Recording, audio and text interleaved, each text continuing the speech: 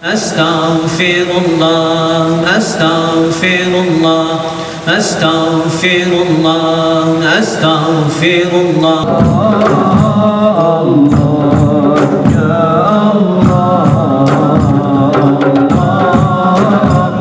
شريفة مع سيدي يا رسول الله يا من أرسله الله تعالى رحمة للعالمين. Mari sama-sama kita pertautkan hati kita kepada Allah.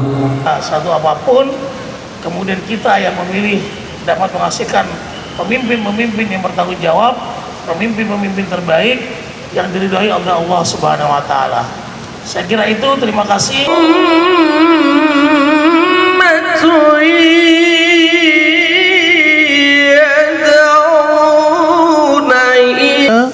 Dan sudah diketahui oleh masyarakat, ini bohong, ini adalah hoax.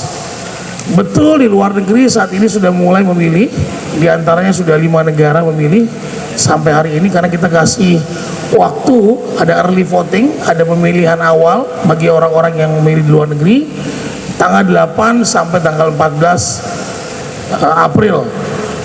Ya, dan ketika mereka sudah memilih, kotak suara itu tidak langsung dihitung, tapi disimpan di tempat yang aman, baru kemudian nanti dihitung pada tanggal 17 April 2019 bersamaan dengan penghitungan di dalam negeri.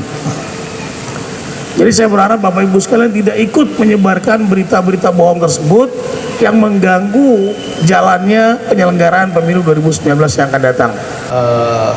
Ikut memantau dan mendiskusikannya, sehingga Porkompimda yang sedianya hadir pada malam ini, satu dan lain hal menyampaikan pesan kepada kita semua.